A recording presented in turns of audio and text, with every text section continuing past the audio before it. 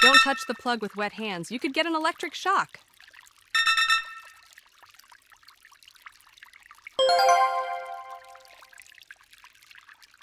Please dry your hands and then plug in the coffee pot.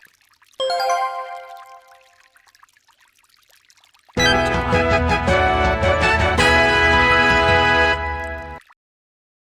To unplug safely, you need to hold the plug by its body.